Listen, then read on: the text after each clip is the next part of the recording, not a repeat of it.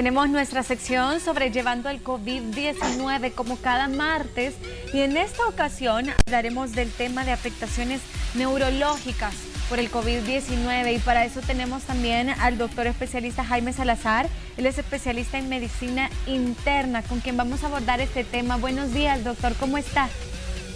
Buenos días. Sí, está también además de medicina interna neurólogo por cualquier duda que tengan disponible sobre esto. Doctor, sabemos de que el coronavirus no solamente afecta en el tracto respiratorio, sino que también a nuestro sistema central nervioso. ¿Cuáles son esos síntomas que vamos a sentir? Sí, claro. El coronavirus es un virus que se caracteriza por afectar desde etapas muy tempranas el sistema nervioso. E inclusive uno de sus síntomas más conocidos como son la anosmia, es decir, la pérdida del olfato, y la pérdida del gusto, son realmente afectaciones no solamente a nivel nasal y de la lengua, sino que son manifestaciones de afectación de las partes del cerebro destinadas a controlar estos impulsos nerviosos. Otras de las manifestaciones neurológicas que podemos tener pueden ir desde lo más, digamos así, fácil de tratar, como puede ser una cefalea, hasta complicaciones graves como infartos cerebrales, trombosis cerebrales, hemorragias, daño medular, Guillain-Barré. Es decir, las manifestaciones neurológicas pueden ser muy variadas e incluso algunas de ellas discapacitantes. Perfecto, porque en algunas personas, bueno, como todo eso sigue siendo algo bastante nuevo, he escuchado algunos casos de algunos familiares o amigos que dicen que justamente después de haber tenido COVID, bueno, haberlo superado y todo esto, han quedado, digamos, con mucha dificultad para escribir, quedan como la mano bastante temblorosa. Eso es parte del sistema nervioso, pero ¿qué es lo que ocurre en el cuerpo para que eso suceda? Y si los estudios demuestran, por ejemplo, que eso se va, digamos, a normalizar o se puede quitar. Sí, realmente lo que ocurre es que el virus del COVID se une a unos receptores que se encuentran en los vasos sanguíneos de todo el organismo. Y estos vasos sanguíneos pues se encuentran en el cerebro, no es la excepción, como acabo de mencionarlo, pero aparte de ello se une a sitios específicos que controlan el movimiento, que controlan el olfato, que controlan el gusto. Y estas áreas, al afectarse, pueden ocasionar que a la postre, después de que el COVID se cura, digamos así, o es eliminado del organismo, el daño puede quedar a nivel del sistema nervioso. Este daño puede tardar unos cuantos meses, inclusive en volver a la normalidad, la función corporal, ¿verdad? Y por esto es importante que si persiste alguna de estas sintomatologías, pues consultar con su neurólogo de confianza o de cabecera. Doctor, ¿podríamos hablar un poco acerca de la enfermedad del Parkinson? ¿Cómo afecta el COVID-19 a estos y cómo debe de ser el tratamiento durante y posterior a haber dado positivo a COVID-19? Muy bien, en cuanto a Parkinson específicamente, COVID-19 se ha visto asociado a múltiples trastornos de movimiento, incluido temblor y parkinsonismo, es decir, no un Parkinson, sino trastorno del movimiento que simulan un parkinsonismo. Estos trastornos pueden ser transitorios, ¿verdad? En la mayoría de ocasiones, pero también tienen, o para contestar la pregunta, específicamente pueden afectar a los pacientes con Parkinson porque, número uno, pueden afectar el acceso que pueden tener estos a un control adecuado con su neurólogo y de esta forma ir modificando los tratamientos. Y número dos, esta afectación localizada a nivel del sistema nervioso central en pacientes con Parkinson puede llegar a complicar la enfermedad con otros síntomas. Al igual que el Alzheimer, doctor. Exactamente. Inclusive el año pasado, donde yo me encontraba en México, estábamos explorando la posibilidad de un daño cognitivo leve, es decir, un estado predemencial en los pacientes que habían quedado sobrevivientes de COVID-19 y encontramos que efectivamente, si bien no evolucionaban hasta una demencia, sí tenían daño a las funciones cognitivas y afectación de estas. Entonces, ¿cuáles son esas secuelas neurológicas que deja este virus de COVID-19 en las personas? ¿Cuándo les llega a afectar el sistema? La secuela más común es dolor de cabeza, lo que nosotros los médicos llamamos cefalea. Esta es la secuela más común, pero afortunadamente, dependiendo de las características que tenga este dolor de cabeza, puede tratarse adecuadamente con medicamentos que son profilácticos, es decir, disminuyen la probabilidad de tener episodios de dolor de cabeza. Además de podemos tener alteraciones del olfato. El olfato puede llegar a tardar meses en recuperarse e inclusive tener consecuencias desagradables en el olfato cuando se recupera, es decir, percibir olores de forma anormal, percibir olores desagradables cuando estos no existen. Y para esto es importante, como ya mencionaba, una buena valoración por su médico. Pueden tener alteraciones o secuelas del sistema nervioso periférico, como pueden ser neuropatías, como pueden ser miopatías asociadas o inclusive trastornos del movimiento. Perfecto. También se ha dicho que cuando algunas de las personas que ya están recuperadas de COVID sufren algo llamado niebla mental. ¿A qué se refiere con eso? Y si ya se pudo investigar, por ejemplo, que es algo que está directamente asociado a los que ya se recuperaron de COVID. Sí, lo que ocurre es que realmente, como mencionaba, ¿verdad? Los pacientes pueden tener alteración de las funciones cognitivas, es decir, alteración del juicio, de la abstracción, de la capacidad de ver adecuadamente su entorno, de tratar de sacar la información que a nosotros nos hace tomar decisiones correctas, ¿verdad? Entonces se pueden nublar las funciones cognitivas y esto puede llegar a tardar algunos cuantos meses en recuperarse, ¿verdad? No siempre son permanentes, por lo tanto hay que irles dando un seguimiento a estos pacientes que pueden llegar a tener secuelas neurológicas. Estos pacientes que adquieren el virus del COVID-19, doctor, pueden llegar a tener accidentes cerebrovasculares isquémicos. ¿Y a qué se refiere? Muy bien. Los pacientes con COVID-19 tienen un riesgo incrementado de enfermedad cerebrovascular, ¿verdad? ¿Qué se refiere a esto? Es decir, pueden tener infartos cerebrales, en los cuales el flujo sanguíneo cerebral se interrumpe momentáneamente por la formación de un coágulo. Este coágulo lo que hace es que impide el riego sanguíneo de un área específica del cerebro y con esto hay un daño permanente, lo que se conoce como infarto.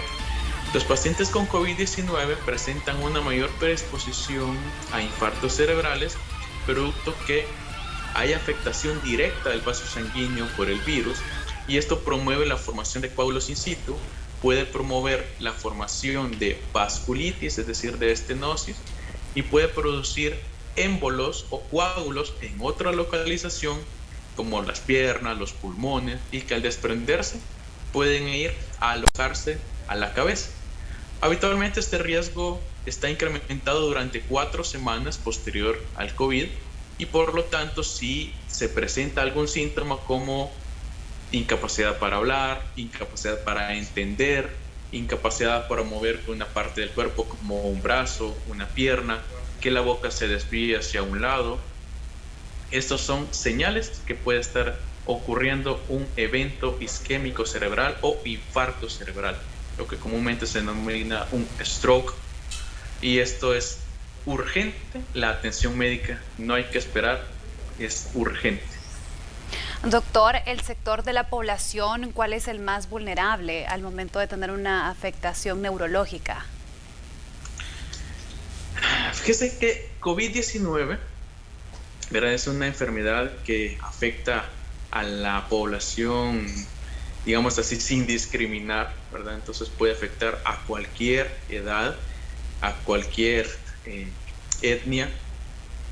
pero se ha descubierto, o se supone que los pacientes que ya tienen un predisponente de enfermedad cerebrovascular, como por ejemplo tabaquismo, diabetes, hipertensión arterial, son los pacientes que más comúnmente pueden tener complicaciones isquémicas cerebrales asociadas a COVID. Mencionó que eran 4 semanas, ¿verdad?, la que una persona básicamente tardaba en recuperarse. ¿Qué pasa si los síntomas persisten después de las 4 semanas? No, básicamente 4 semanas es cuando más riesgo tenemos de una complicación de infarto cerebral, pero la recuperación de algunos síntomas como alteración del olfato o la cefalea pudieran ser incluso más prolongadas, 3 o más meses. Y estas personas, doctor, que tienen algún padecimiento neurológico, que obviamente además de tener ya en nuestro país las vacunas contra el COVID-19 que ayudan a prevenir a llegar a un hospital, ¿verdad? ¿Hay alguna forma, vitaminas o suplementos que puedan ayudar a aumentar el sistema inmune y que este no se vea afectado en nuestro sistema cerebrovascular o sistema nervioso también? Porque puede haber de repente algún choque con ciertos medicamentos. Por ejemplo, una persona, ya que hablábamos un poco acerca del Parkinson, ¿habrá algún medicamento que sea que no sea el correcto que este tome y por prevención al COVID-19 y le venga a afectar su sistema nervioso? Muy bien.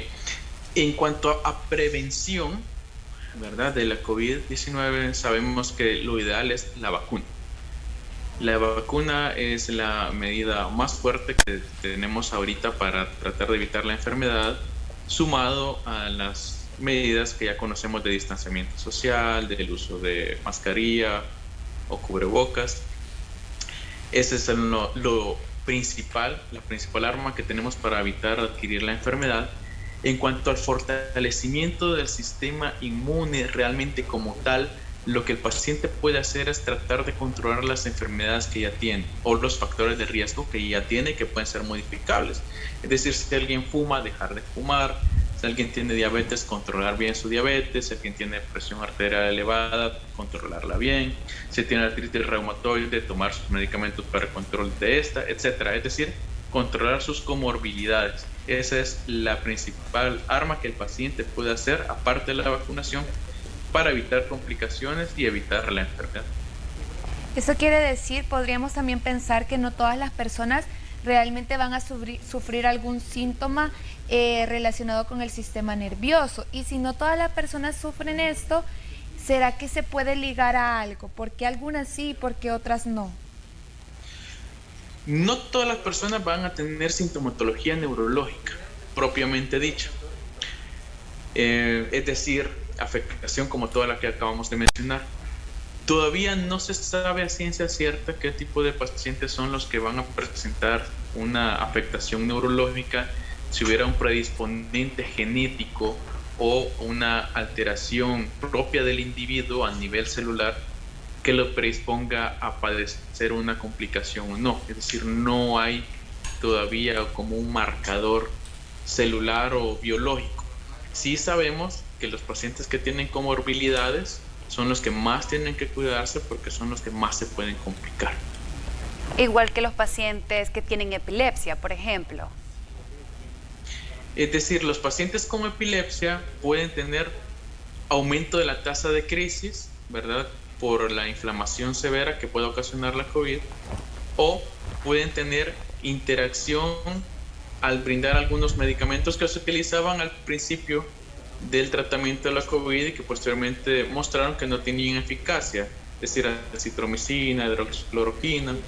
Pero de momento, sí, la propia enfermedad puede hacer tanta inflamación que el paciente, digamos así, caiga en crisis de su enfermedad. Con las personas con demencia, doctor, ¿cómo sería el cuidado para estas si llegan a adquirir el virus? Muy bien. Con estos pacientes, como es difícil, si es una demencia ya, digamos, muy grave, muy avanzada, que ellos puedan tomar las medidas que, pues de cubrirse la boca, lavarse las manos, ¿verdad?, frecuentemente. Estos pacientes con demencia pueden no cumplir con estas medidas y lo hacen porque no logran comprender lo que tienen que hacer. Pues entonces hay que tener cuidado de que el cuidador del paciente siempre le coloque su mascarilla al paciente, lavarle las manos frecuentemente, ¿verdad? Darle los medicamentos de su enfermedad crónica que el paciente padece. Es decir, tratar de de brindarle las medidas habituales de la forma más normal posible, pero siempre haciendo el distanciamiento y los métodos de barrera para no contaminar al resto de los habitantes de casa. En cuanto a los niños, porque bueno, cuando nosotros digamos vemos a algunos niños en la calle que están muy chiquititos, pues a veces no andan con mascarilla, ¿verdad? Si en dado caso podrían tener el virus y recuperarse de él, ellos también están propensos, o qué porcentaje tal vez, creo que para algún problema siempre del sistema nervioso. Sí, los niños tienen la característica que lo que se ha visto en el momento agudo de la enfermedad no parece ser algo tan grave, pero posteriormente a ello pueden tener complicaciones severas, producto de que el sistema inmune empieza a atacar su organismo. Pueden tener en la mayoría de casos enfermedades cardíacas, pero pueden llegar también a tener manifestaciones neurológicas. Y en este caso, la edad, como decíamos antes, la COVID no discrimina, afecta a cualquier grupo de edad, a cualquier etnia, a cualquier estrato social. Y los niños lastimosamente pueden tener, en este caso, enfermedades de adultos, es decir, infartos cerebrales, cosa que no es común ver en niños, sino en personas adultas o mayores, verlos en niños, ¿verdad? Infartos cerebrales, hemorragias, trombosis. Desgraciadamente, los niños también son propensos a presentar estas alteraciones. Doctor, para ir finalizando, un ejemplo, me acaban de dar de alta de COVID-19. ¿Qué síntomas tengo que prestarle atención? Por ejemplo, si me duele mucho la cabeza, no puedo resistir ni siquiera la luz, ver el teléfono, la televisión, para no sufrir ningún daño neurológico debido a este coronavirus, para consultar, para estar atento a estos síntomas y consultar, porque de repente un dolor de cabeza los adultos lo vemos como, ya se me va a pasar, me voy a tomar una pastilla, pero puede ser una afectación a largo plazo. Bien, como usted bien dice, realmente a veces tendemos los adultos a darle como poco valor al dolor de cabeza, pero la cabeza no debe doler. O sea, no es una estructura que esté hecha para doler. Ninguna parte del cuerpo está hecha para doler. Si hay dolor de cabeza que antes no existía de la enfermedad de COVID, o ya un paciente padecía de migraña, por poner un ejemplo, y después de la COVID los dolores de cabeza cambiaron las características, o si apareció alteraciones visuales como que vea borroso, partes de la vista que no vea, luces, por ejemplo, que se desvíe la boca, que deje de hablar, que deje de mover una parte del cuerpo. Todas estas son características que hay que consultar para ver que no haya un problema más serio, es decir, que sea algo que se haya desencadenado por la COVID, todo lo que acabamos de mencionar, o que sea algo fácilmente tratable como una secuela no grave. Y ante todo esto que usted está mencionando, doctor, a veces el salvadoreño tiene la mala costumbre de automedicarse, ¿verdad? Hablar un poco al respecto y qué medicamentos definitivamente están prohibidos tanto para personas que ya tienen esas afectaciones neurológicas como aquellos que ya van finalizando la etapa del COVID-19 y pues si presentan alguno de estos síntomas, no adquirir ningún tipo de medicamento. Sí. Lo que se sugiere es no automedicarse, ¿verdad? Siempre buscar la atención de un profesional de salud, porque muchas de las medidas que se vio a lo largo de toda esta pandemia finalmente lo que hacían era un daño, predisponían a que el paciente tuviera más complicaciones. El uso de esteroides, por ejemplo, que es muy bueno para los pacientes graves que lo necesitan, puede ser en el paciente ambulatorio, es decir, para el paciente que no lo necesite, algo que predisponga a que la enfermedad sea más severa. Los anticoagulantes no deberían utilizarse tampoco de forma automedicada, Tampoco los antibióticos, si no están indicados, deberían utilizarse de rutina, porque todo esto puede predisponer a que el sistema inmune se altere y genere daño contra las propias estructuras del cuerpo, o predisponer a infartos y a todo lo que mencionábamos antes. Finalmente, mi consejo es, también porque muchos tienen miedo de vacunarse, todos aquellos que han tenido una afectación neurológica como infartos cerebrales, como Guillain-Barré, como mielitis, etcétera, que ya han tenido estas enfermedades, la mayoría de ellos pueden vacunarse de forma segura.